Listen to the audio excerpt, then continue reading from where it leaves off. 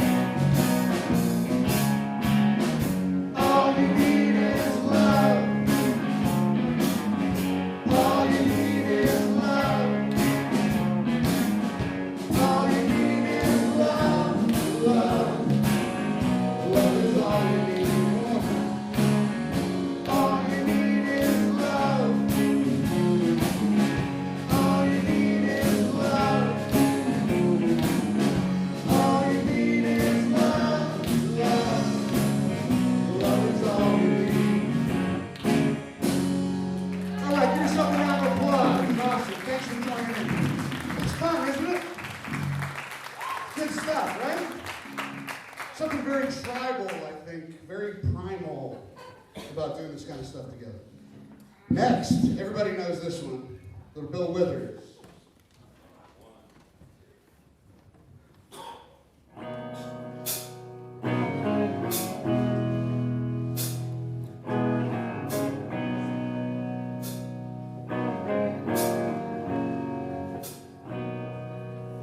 Sometimes in your life, we all have pain.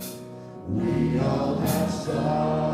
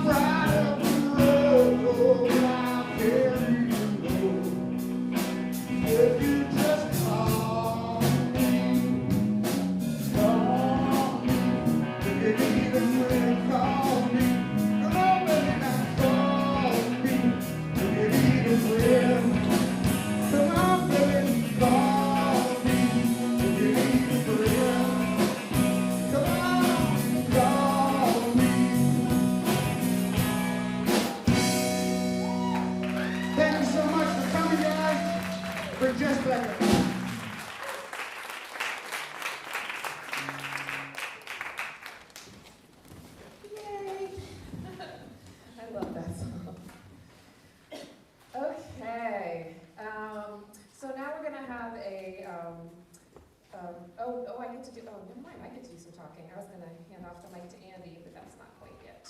We have a bunch of Andys in the building, so that's going to get confusing.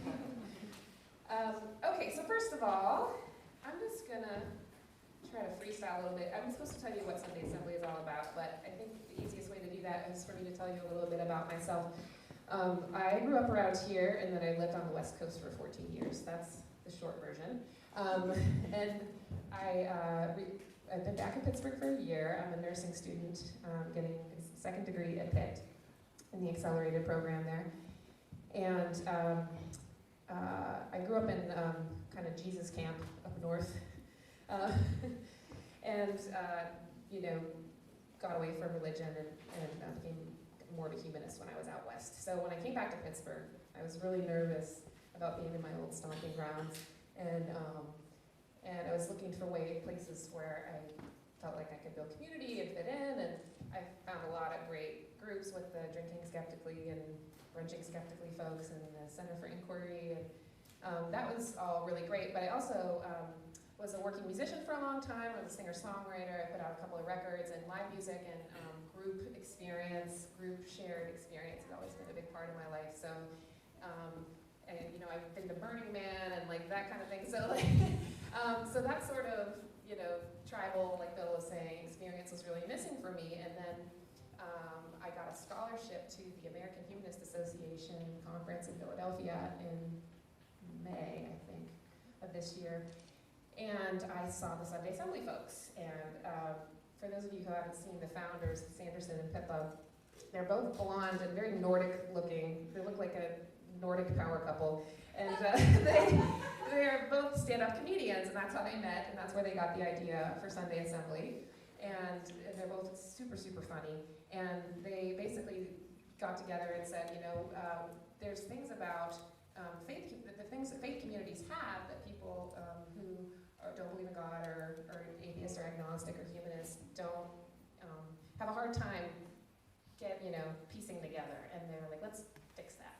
So they just started one in London, and it spread like, it was like striking a match to a dry hayfield or something. Like 30 sprung up over the next year. Like I think 10 sprung up within the month or something, and then there was 30 when we started, and 30 assemblies started when we started, so now there's 60. And they're all over the world. They're getting a lot of press. Sanderson's sort of he used to be a sales guy for The Economist, and he's extremely talented with the media and gets a lot of press for Sunday Assembly everywhere, which is the international branch. So anyway, the big punchline of the Philadelphia experience was, it was such a blast. You know, I just thought this is a no-brainer. Like this, it should be happening in Pittsburgh if it isn't.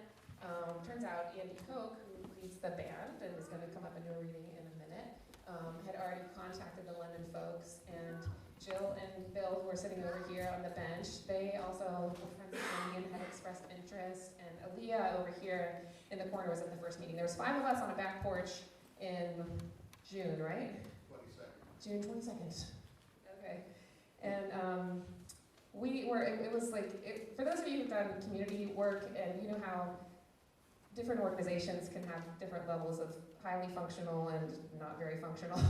And when the 5 of us got together, we were like, dream team, like this is gonna happen, like this is about to go off. So that was really exciting. And all the people that have showed up since, Kara here, Mauricio and Allison. We just moved here from Connecticut. And just recently got married, showed up. Alex in the black coat is a Pitt Secular Alliance guy, and he's been very helpful. Who else? Lauren, and anyone else am I missing from the org team? And other volunteers, but the people that have been meeting every Sunday at Panera and Waterfront. Brittany. What's that? Brittany, Oh, and Brittany, who does the wonderful job with the refreshments, among other things, isn't here. But anyway, great group of people. So anyway, round of applause for the launch team and the work team.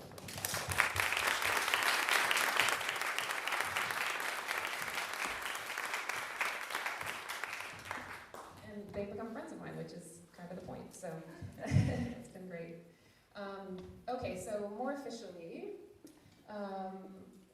So, yeah, great. Okay, so can we do the Godless Congregation that Celebrates Life slide? So this is the official line from London, and we do not want to change a word. A Godless Congregation that Celebrates Life. Beyond that, we don't really want to talk about atheism too much because it's boring. But we are a Godless Congregation that celebrates life, so we like to focus on that. And can you move to the next slide? Our vision is a Godless congregation in every town and city and village that wants one. So we kind of see this as extremely normal and something that has gone viral and will continue to go viral. So actually, to some people, this might seem like an ambitious vision. We don't think so. Next slide, please. And our mission is to help everyone find and fulfill their full potential. So we have a very active, positive mission to help everyone find and fulfill their potential. The people that are drawn to Sunday Assembly tend to be atheists, humanists, agnostics, non-believers, skeptics, and I accept all of those labels for myself. And once you get there, what do you do? And I know for sure that Andy Norman is going to speak to that for us, but in a nutshell, that's what we're about. Okay, so the motto, this is almost like a fraternity or something. Our team animal is, or our frat gemstone. So it's live better, 3 things: live better, help often, and wonder more, which I just love. I have to say it again. Live better, help often, and wonder more. That is pretty easy to get behind, wouldn't you say? Yeah. It's hard to argue with that. It's like, I think I sent an email to the group. I'm like, this is like arguing with rainbows and unicorns and whiskey and chocolate and sex. It's like not a hard sell. Live better, help often, and wonder more. I love it. You can ask us more about that. It's just to kind of keep track of time here. There is a charter. So this is it's a fairly decentralized organization, and at the same time, there are some road rules. So you can imagine with 60 assemblies worldwide, and with a skeptic type audience, no one really wants to be told what to do specifically, a whole lot. But Pippa and Sanderson, when they started in New York after they left London, they did, some of the groups did kind of veer off into a vibe that they didn't want to be a part of.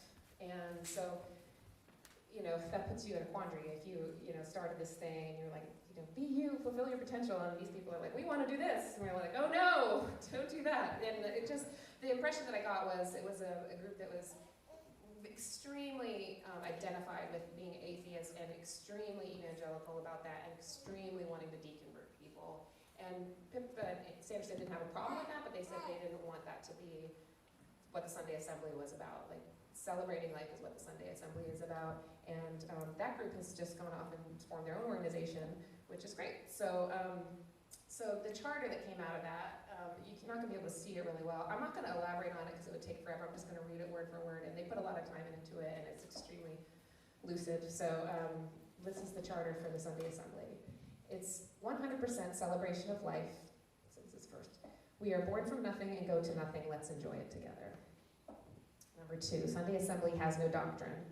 We have no set texts, so we can make use of wisdom from all sources. Number 3, Sunday Assembly has no deity. We don't do supernatural, but we also won't give you a hard time if you do. Sunday Assembly is radically inclusive. Everyone is welcome regardless of their beliefs. This is a place of love and total acceptance for all. Radically inclusive is a big one. In fact, Sanderson says, your religious grandmother should be able to come to this and have a good time. So I think that kind of says it all. Sunday Assembly is free to attend and not for profit. We do ask for donations to cover our costs and support our community work, which we will talk about later. Sunday Assembly has a community mission through our action heroes, which is you. We will be a force for good. And we're getting that going, more on that later. Sunday Assembly is independent. We do not accept sponsorship or promote outside businesses, organizations, or services.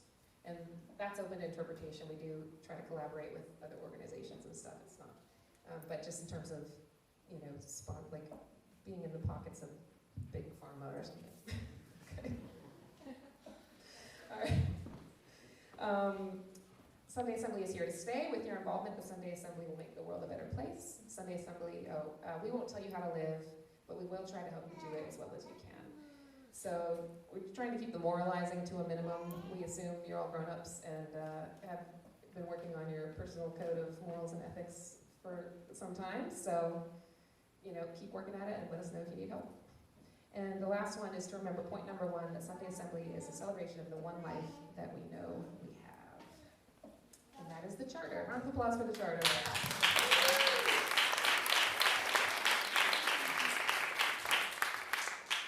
Okay, one quick logistical announcement. Some people do not prefer to be photographed or videotaped, and if that is you, you will want to relocate to this back corner, and we do not photograph people who position themselves there. Okay? If you do want to be photographed and you're a shameless camera hog, please, there's a seat up here. Yeah, just hang out with Kara.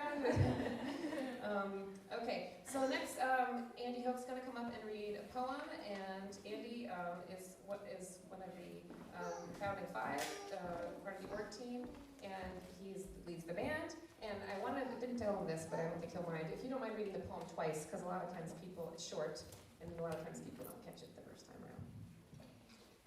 Yes, that will give you time to practice too. Your name tag. Oh, sure. Thanks, Jessica. Thanks for doing a good job. And there's a whole bunch of us just trying to make something positive happen. That's pretty general, but that is what we're trying to do. All right. Here's a poem entitled "We Matter." It was written by Mo Ali. I'm going to be reading it twice.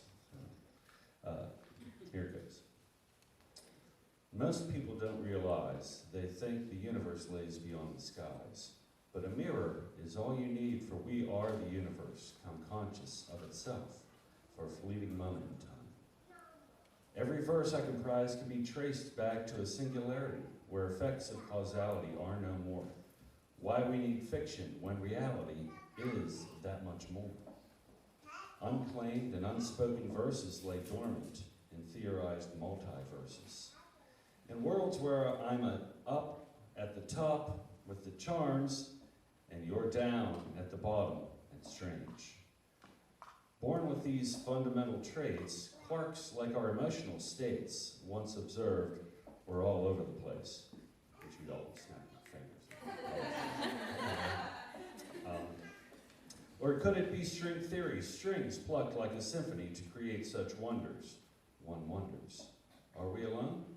Probably says no. Probability says no. The abyss promises life beyond the scope of what we could possibly see or comprehend. So, my friend, an outreach arm I extend, for the universe awaits our return. Should I really read it again? I'm trying to read it backwards. There's an artist's note at the bottom that explains a little bit about, we don't have that.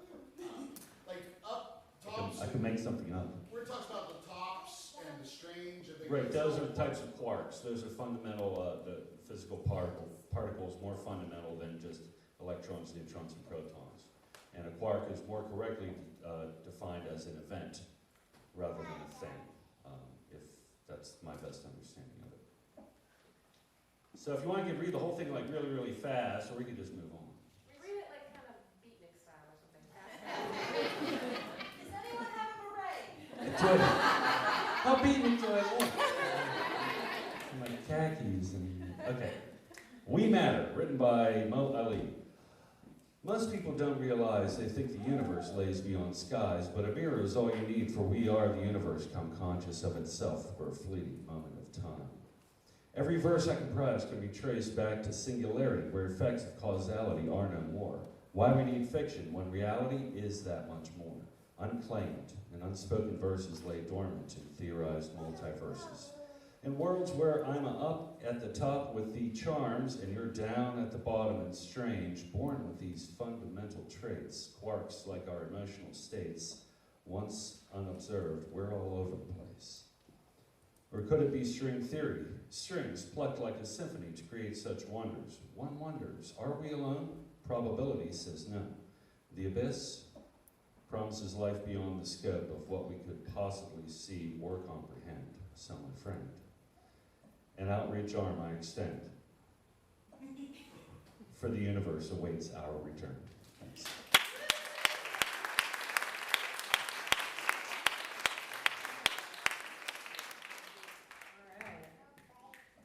Okay, and we forgot to set Andy up nicely by saying that poem was picked for our theme. We try to have a theme every month, and last month we did New Beginnings, and this month it's Helping Each Other Matter.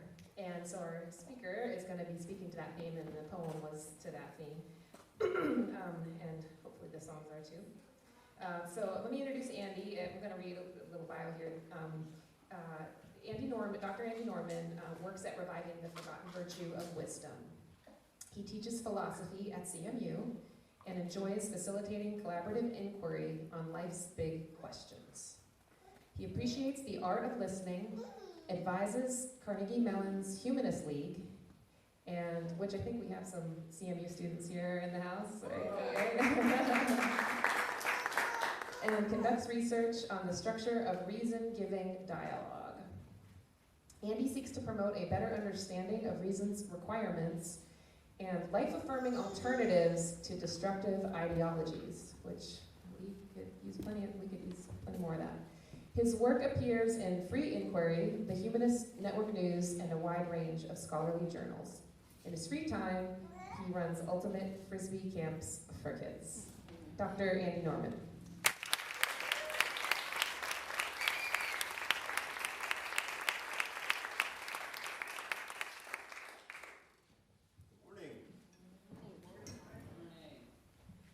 Do I need this? Maybe for the video. Oh, yeah.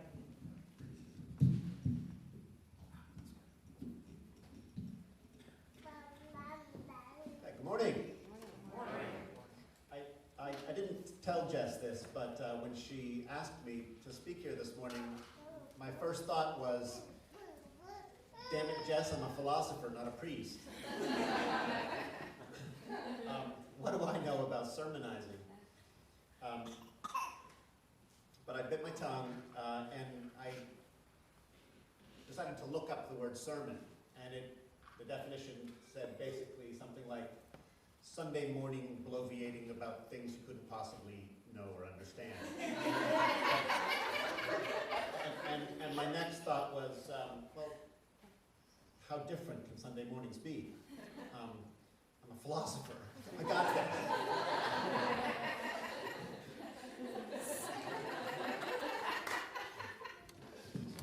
Can I get an amen? No?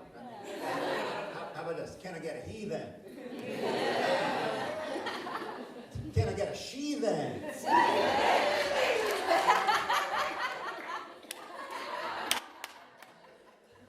Praise the Lord. All right. I'm supposed to get serious, so you're going to have to forgive me if I get serious. So I've been asked to promote a little reflection about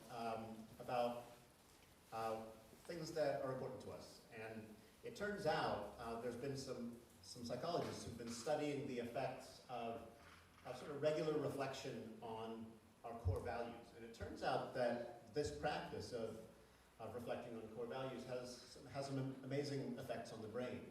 It can reduce stress. It can improve your performance on cognitive tasks. It can increase your resilience. It can make you happier. So let's spend the next 15 minutes thinking together about our core values. I thought I'd start with the myth of Sisyphus. So I'd like everybody to say that 5 times fast, please. Myth of Sisyphus, myth of Sisyphus, myth of Sisyphus, myth of Sisyphus. Okay, all right. Now that we've all been silly together, I think we can relax now. So can anybody dredge up from memory, what's the basic story? What happens in the myth of Sisyphus? Big rock, big hill. Big rock, big hill. Oh, Sisyphus has to push the big rock to the top of the hill, and then it rolls back down to the bottom. I think this is his punishment, right? Don't the gods punish him with this task? Clever? They trick the gods or something like that? I'm not real familiar with that part of the story, but yeah, I guess it's a punishment for some trick he committed on the gods. So I want you to think for a little bit about Sisyphus's plight. How does it feel? I mean, would you trade places with Sisyphus? Yeah, why not? You're condemned to do the same thing. Boring. Yeah. Okay, boring. Condemned to do the same thing again and again. Hopeless. It's pointless. Yeah. Discouraging. Discouraging? Good.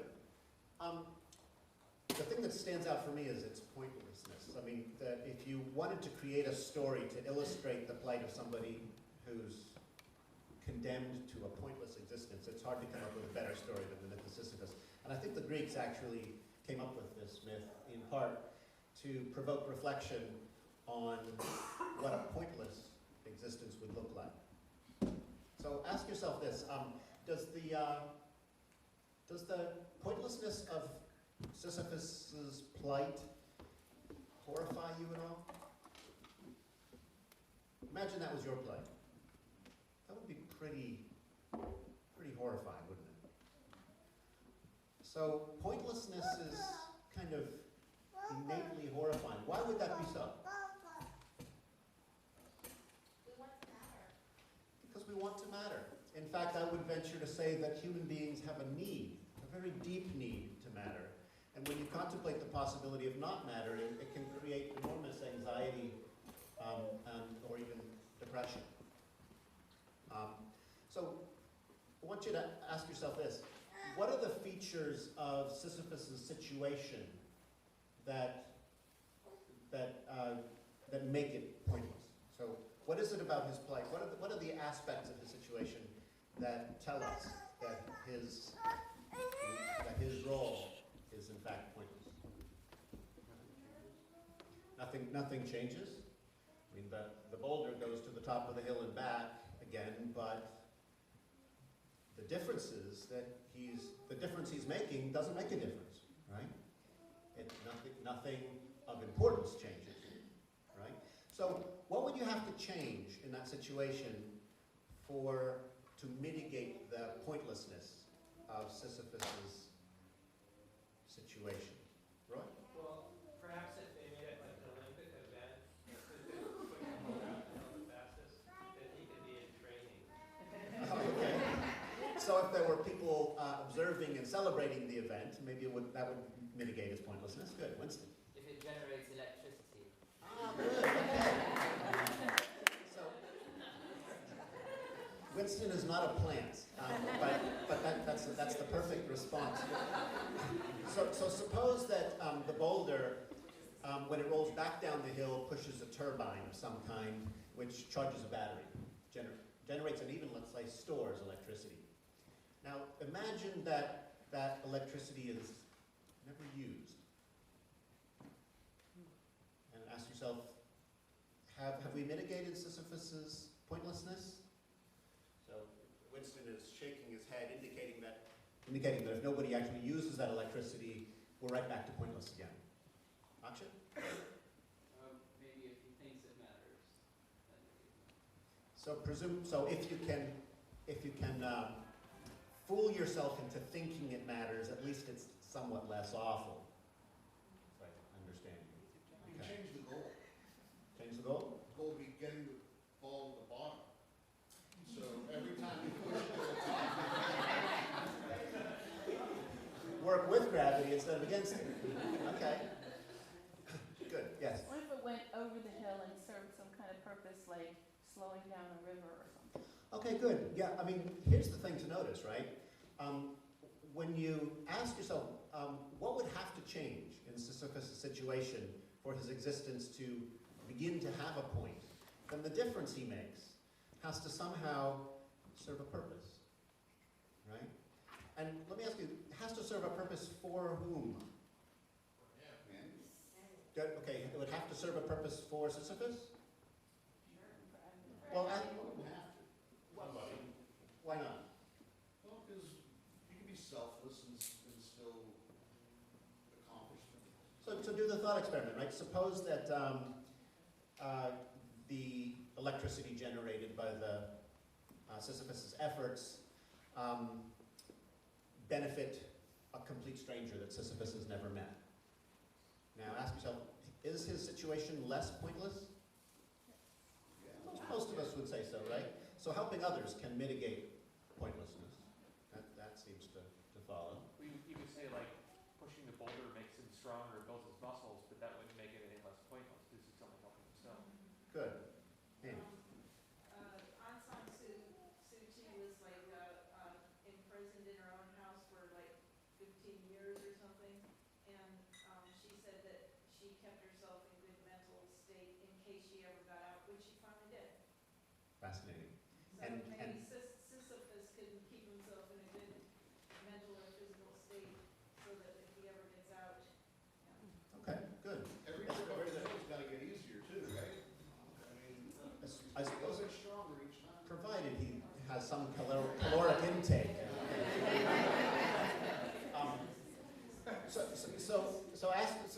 So the thought experiments here are interesting. So imagine that Sisyphus, the energy capture system that Winston has designed for us. He's a physicist, by the way. So suppose that the electricity that uses generates food pellets that pop out and feed a rabbit. Does that mitigate the pointlessness of Sisyphus's efforts? Yeah. Why? Well, presumably because rabbits can experience joy and suffering, because they can be happy and sad. So it looks as though the way to mitigate pointlessness is to make a difference for some creature that is capable of joy or suffering. So the origins, the root source of mattering is making a difference for the well-being of critters with some sort of consciousness.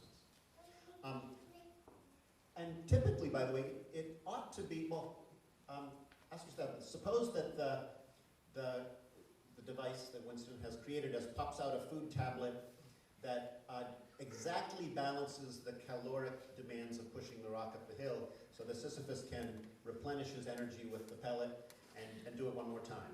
But that's it. No, nothing else. So we've got a closed system here, right? Nobody outside the system is benefited in any way.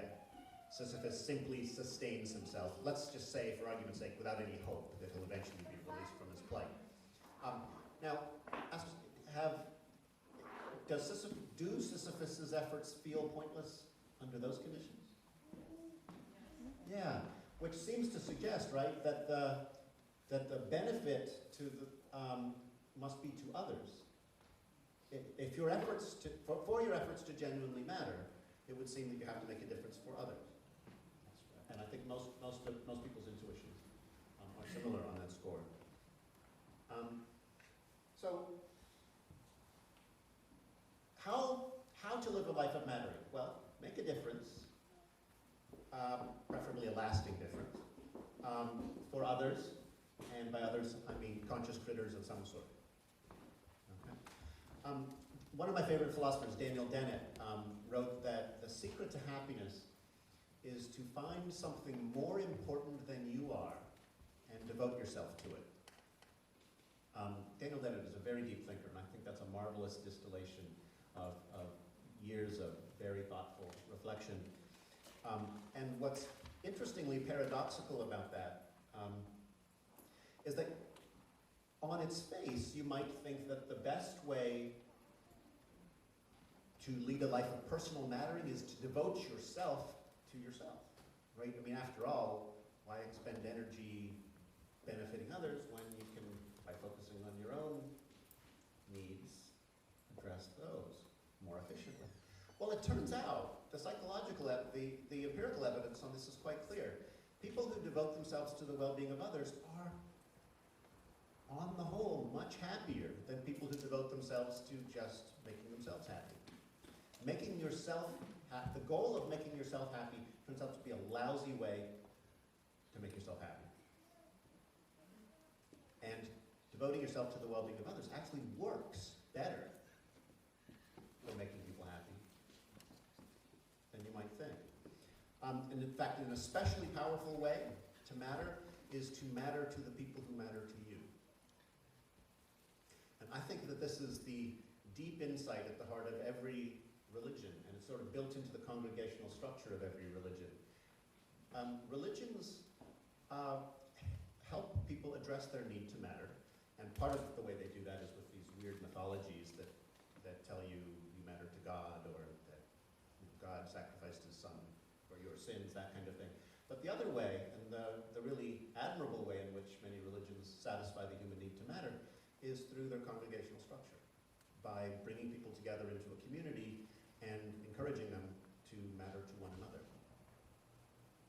So I think what's really special about what Jess and all of the other Andrews here are doing with Sunday Assembly is they're doing a social experiment where you get all of the benefits of congregational life without any of the really worrisome drawbacks that traditional religions have, any of the worrisome baggage that comes along with many traditional religions.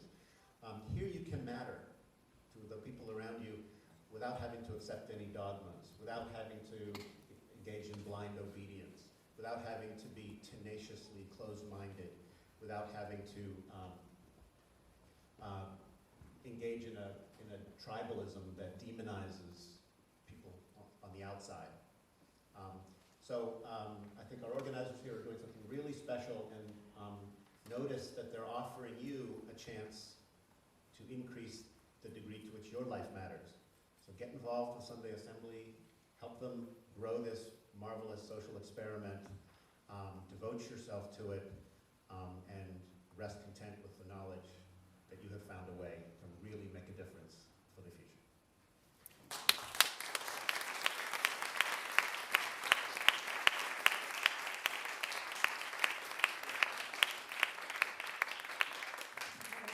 Come on up. Thank you, Dr. Norman. That was extremely fascinating. Listen to you all talk about Sisyphus. I don't think I've heard that story 100 times. And an electric turbine, an Olympic event, changing it so that the goal is for the rock to be at the bottom of the hill instead of the top. That was pretty genius.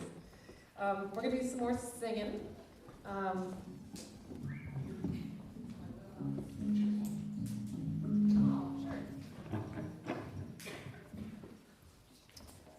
And we did this last month, Walking on Sunshine, Katrina and the Waves. You can try to stay seated for this, but I dare you. I challenge you to try to stay seated for this song.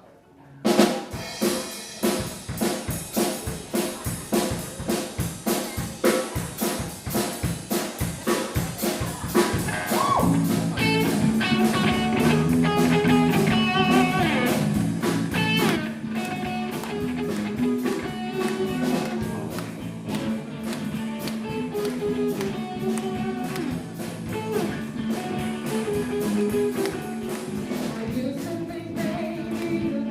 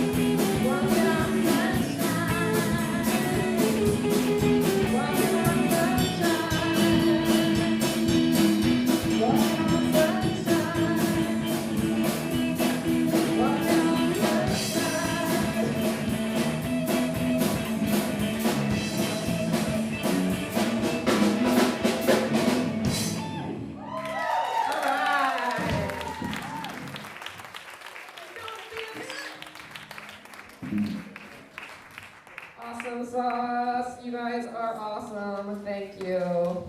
Especially thank you to those who find group singing excruciatingly painful. It does get easier with time, yes. Okay, now we're going to do Aaliyah is doing her best. Aaliyah, another one of the founding nuts. This little segment is different every week, so it's like blank is doing their best. And it's like a 5-minute thing. It's fairly open to interpretation, so in general, it's supposed to be like somebody crowing about something they're proud of or talking about some obstacle they've overcome. So if this is something that you would ever like to do, please come see me or Jill. Please go see Jill. And actually, that goes for all the roles. So just a quick explanation of the roles. So I'm the host this time. Bill was the host last time. And it changes every time. The way to keep it decentralized, or they encourage us to keep it decentralized, is for no member of the congregation, for lack of a better word, to do any role more than 6 times within a year. So, like, maybe I'm the host this time, and I do a reading next time, and then I blah, blah, blah. So that gets new faces up here, gets people involved, keeps it from becoming a cult of personality, etc. So Aaliyah's going to come up for this segment, and then we'll keep going.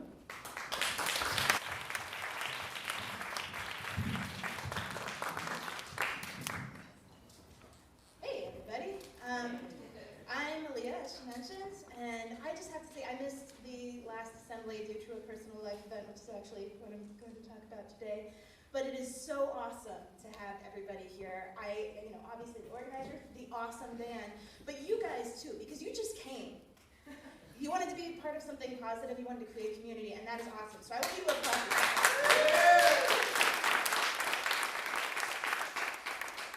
And enough about you, I'm going to talk about myself now. So last August, I rented a really nice cabin in rural Maryland, and I took my girlfriend Bethany down there for a weekend. And we had an amazing dinner, we had wine, we sat on the porch of the cabin, and we just talked, and we read in these rocking chairs. And then it got dark, and we went down to this field on the property, and we took lawn chairs. I had a bottle of champagne I'd been chilling. We had a playlist and speakers that I'd made for the occasion, and we went down there to watch this meteor shower. Actually, people who speak Greek and Latin here, is it Perseid? Perseid? Perseid. Okay, thank you. Now I know.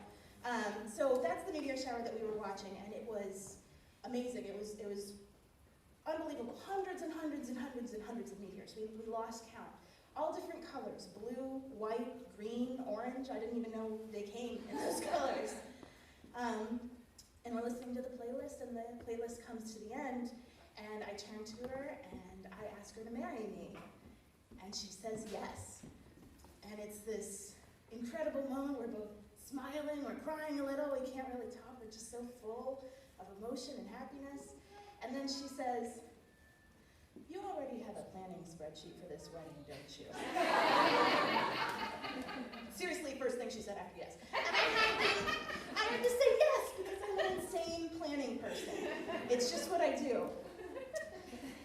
So we started planning the wedding, and it took kind of a big toll on me.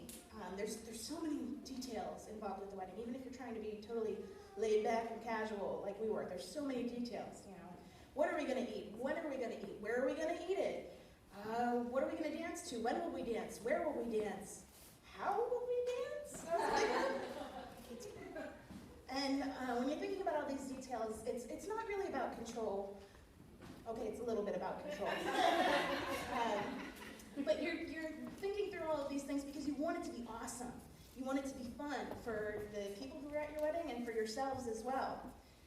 And I liken the experience of wedding planning to being kind of like a meteor shower, where it's this magical time. You feel like you're part of something really special and really unique.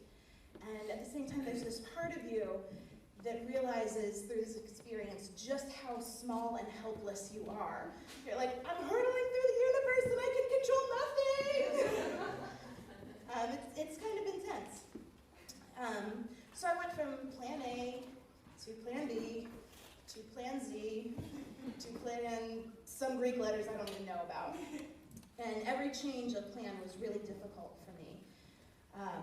But the day comes, as they do, and pretty much everything went according to plan. It was amazing. People told us that it was the best wedding that they'd ever been to, and we were like, yeah, nailed it. But it wasn't amazing, in fact, because of the things that we planned. It was amazing because of what we didn't plan.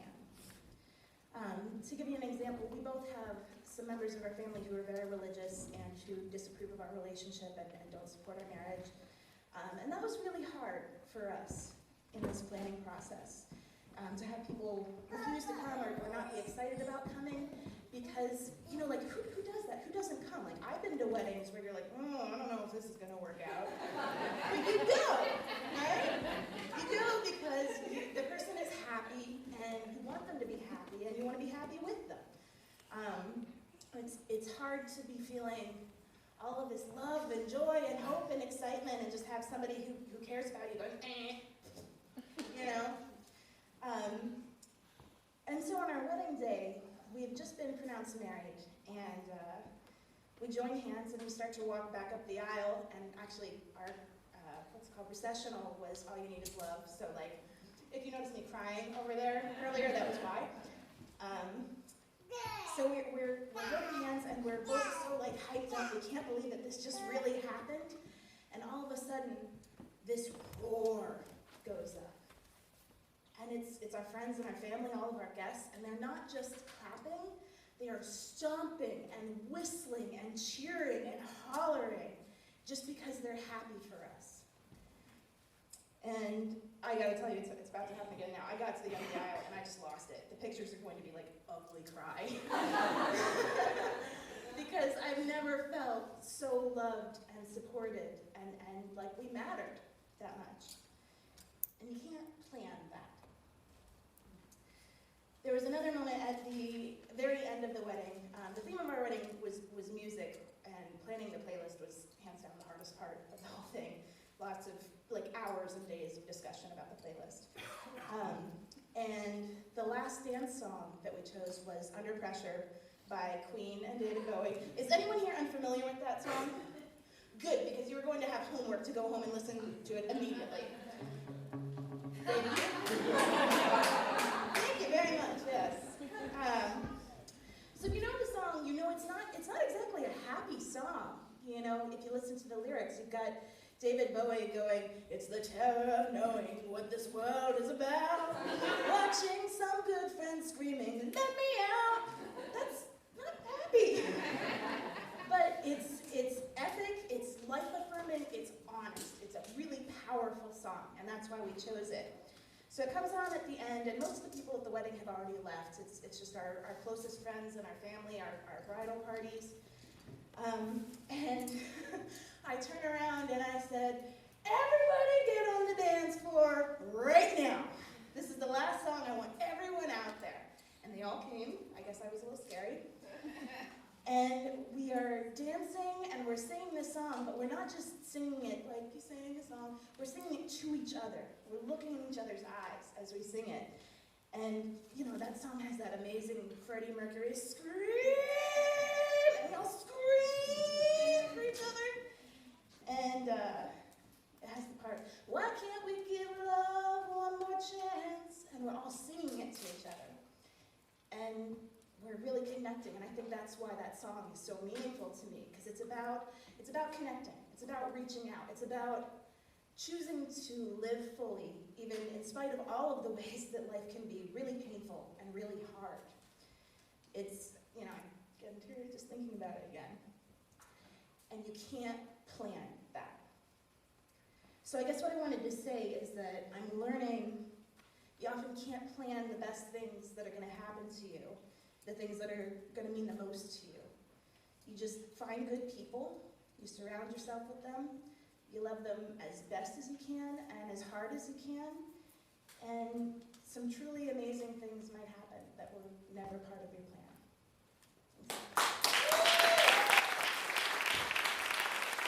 Right, Amelia's doing your best.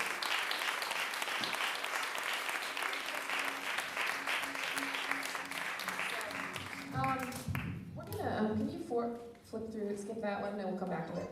And we'll do that. Yeah. Okay, so we're gonna ask you for money now, and there's gonna be music playing, and then you get to meet your neighbors. It costs us $300 to $350 to put this event on. So please give what you can. If not, please donate your time or talent. Great, thanks. Or bake us cookies.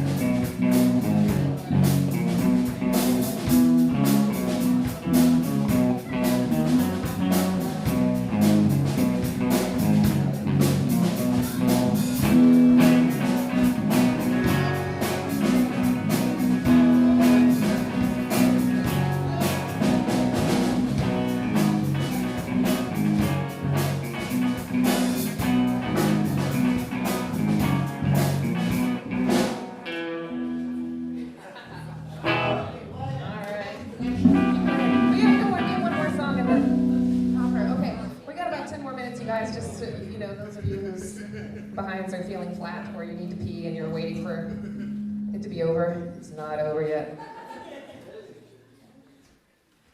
Okay, so we're going to thank you very much from the bottom of our hearts. Okay, the next part is actually, I think maybe, slightly more awkward than the one that we just did, which is some people find sitting in silence with a group of people more excruciating than getting a colonoscopy while doing their taxes. So, so